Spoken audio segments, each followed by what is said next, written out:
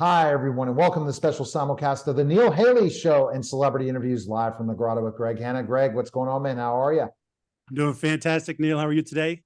I'm doing fantastic, and I'm excited about our guest for sure. And it's Hayley Sales. Hayley, thanks for stopping by. Actor, singer, everything, Hayley. And you got both. How can you do it? So, what first came first, singing or acting? Because that's always interesting to talk about. It is. You know what? It came so early. Like I was a little kid that just loved make believe. And so to me, I didn't see the distinction because I didn't know you could make a career of it. So I would just be running around the yard singing 1940 songs or whatnot, pretending I was being chased by a witch. So to me, they kind of all blended together. I would say music took on the life of its own quicker than acting, but they kind of mold together for me. I love them both. Well, that's pretty exciting. Did I read that you're from Canada? Is that right? But I am, eh? Yeah, right. So the Molson brothers, you know? Oh yeah. Well, actually, I was born in America, but I moved up to Canada when my parents bought a blueberry farm when I was a teenager. So I got a little bit of both. And you go down to Nashville, I'm assuming. Yeah. Nashville's amazing. And all those cities are amazing. Yeah. That's the best. It's the best. So Hayley, when did you kind of figure out this was going to be a career for you? How old were you? Too early. I think I decided around 5 that I was going to do it and make it happen. And by the age of 13 thought, well, I should hang up the towel. I'm too old. So it had its perks and its downsides to knowing what I wanted to do so young. But yeah, I just love performing so much. I must have come in with it. I don't know any other reason it would have been that clear to me.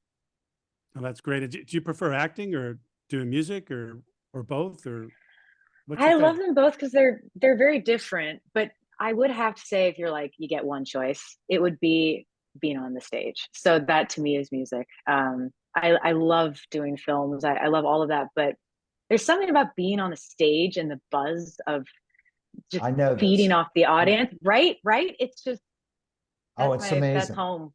Right? Something where I might make that come back into the pro wrestling ring. I did not tell you that, Greg. I turned 50, but it doesn't mean I'm not too old to get back in the ring.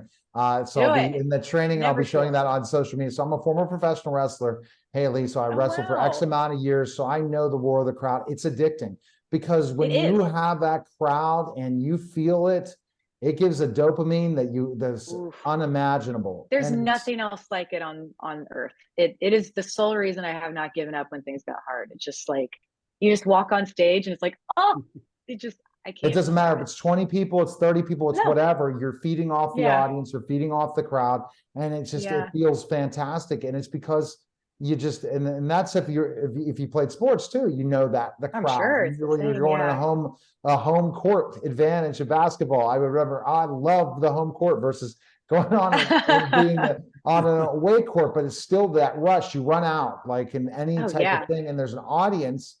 It does that. So you don't feel that. Do you have to kind of envision the audience when you act?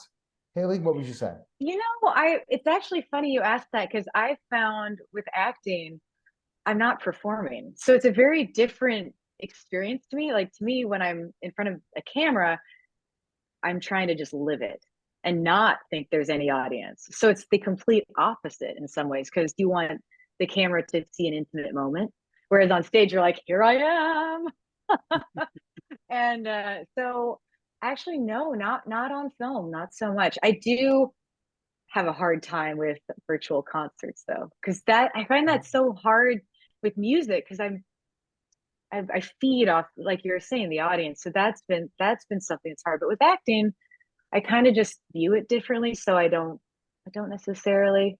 It might help though. Maybe I should try it. So I try to picture people because I didn't have that mindset when I would talk on my show about who's my audience and what am I trying to connect for years doing it. So I went on Clubhouse, and when I went on Clubhouse and I spoke on Clubhouse and became addicted to Clubhouse when it first came out and was one of the greatest things in the world, I was able to learn how to communicate with an audience and people coming on stage and feed off of that and understand I'm speaking to an audience wanting them to take action. So when we're Yeah. presenting ourselves on camera in any way we are, we have to think about the audience we're presenting to and what do we want them to truly do. So picture and think about them when we speak. Because when we Yeah. don't, we're basically missing the boat. Oh, you're in a box. You're like, the second I'm not either, you know, paying attention to the actor in front of me or the audience, I am so self-critical and self-aware that you lose all the magic. By you overanalyze it, then you lose the magic. Yeah, Greg. Well, who's the biggest act that you opened for that you remember? Well, I'm trying to think. The most recent one was Rufus Wainwright, and we got to tour around Europe, and he's just been one of my heroes forever. We got to play the Palladium. Oh, it was just a dream. As far as biggest, probably the Spice Girls or In Excess. Wow. That was interesting. So That those was my crowds were first huge, stadium. right? Yeah, it was so fun. So how many people is the bigger the crowd, the the more biggest fun. crowd you performed in front of? I guess it would be about 50,000. Yeah. And it's just, you buzz, like you're just reverberating, and you may have experienced this, but when you're on a stadium, I didn't have in-ears at the time. You're hearing yourself back, like 5-second delay. It was such a trip. I definitely had to get used to it. Next time I'm getting in-ears, but it was a real fun challenge. So I've done 15,000, 17,000 I've performed in front of Yeah. pro wrestling. So I understand that. God. And it's something that's unbelievable. So let's talk about specifically your goals for acting and goals for music. Where do you want to see yourself in both of those? Ooh, well, I really am determined with this album to break through in a nice way in the music industry and re-expose a style of music that's kind of been forgotten. So to me, I have a huge goal to make as big a splash as possible and open the door for other artists that are maybe doing different styles of music that aren't currently being acknowledged. So that's a huge one. I want to be in a big musical film. Can't wait. It'll be so fun. We'll get Scorsese to direct it, something like that. So those are two big dreams. Eventually, I'd like to write. I'm working on a script and musical myself. So someday, who knows? Maybe I'll be able to accomplish that as well. Well, that's pretty fantastic. If there was a particular either musician or group or actor that you would aspire and love to work with, who would that be? Oh, that's so tough. There's so many. I would love to work with Tom Hanks. I just think he seems like the coolest guy on the planet. I'd love to work with him. I think that'd be really fun. For music, trying to think. There are so many. It'd be fun to do something Barbra Streisand, actually. That's totally off the top of my head, but she is one of the most phenomenal vocalists of our time. There's so many though. I'm like, or this guy, or this or woman, or this. Like I could go on forever and we don't have time. But any of those phenomenal artists. Be fun to do something with Michael Bublé too, because he's British Columbian as well, and we're kind of bringing back that old style of music. So that'd be great. Now, what do you think your biggest break in acting so far has been? I think it might be Lucky Hank, the one that we just did, mainly because I got to break into comedy, and I love comedy. And I don't even consider myself a comedian, but the people around me were so funny. As long as I could not laugh, it was such a joy to do that. And again, how challenging and difficult is to hear what happened to Bruce Willis and definitely working with him. It broke my heart. Absolutely broke my heart. When we got to work together, first of all, I did not notice anything that would insinuate that illness. So when I heard, my heart broke.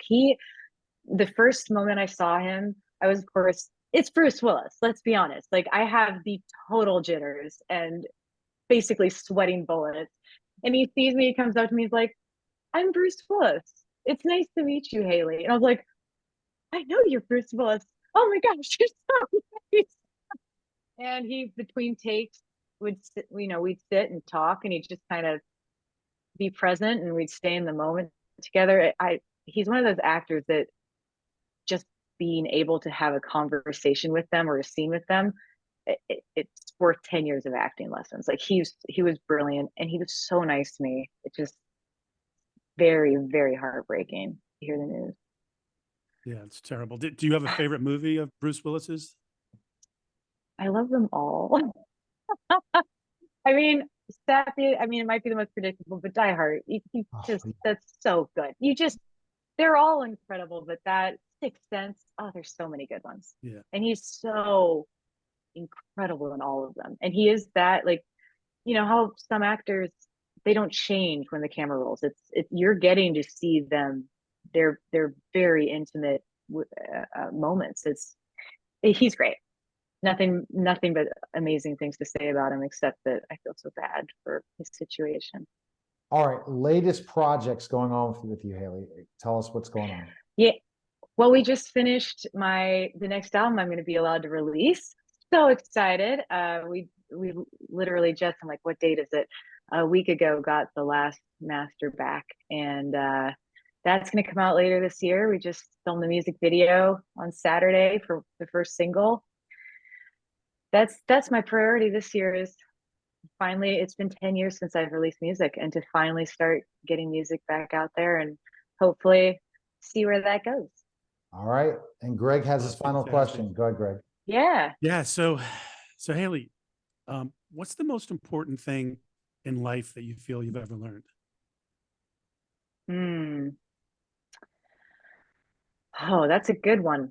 I would say to battle at all costs apathy, and to try to maintain your hope, because I feel like life is this beautiful combination of absolute highs and things that'll tear you down, but they won't tear you down if you can still see that there's a reason they're happening. Like for me, every single thing that's been tragic has actually, after the traumatic experience has subsided a bit, some magical door has opened that I couldn't have planned. You know, it just, so again, I think it's battling the apathy that's so easy to fall into, especially right now, and maintaining hope and never giving up. I think that's huge for sure. Where's the best place people can find information on you and find your music? Where can they go? You can just, all the usual suspects, Hayley Sales, my website, Spotify, Apple, Instagram, all those fun platforms. I'll be on all of them. Are you going to be touring again soon, or are you going to get a chance? I'm hoping to. I think we're looking at fall. So, you know, now that the record's done, we'll start releasing singles in late summer and be off to the races. And other projects you can't tell us in movies. You have to just wait, right? You're always auditioning and all those things coming up. Well, Lucky Hank, keep an eye on that one, because my character pops up soon and hangs around the faculty. So that's the most up-to-date one that you can watch. All right. Thank you, Hayley. We appreciate it. Yeah. Thank you both. You're lovely. All right. That was a special simulcast of the Neil Hayley Show and celebrity interviews live from the Grotto with Greg Hanna. Guys, take care.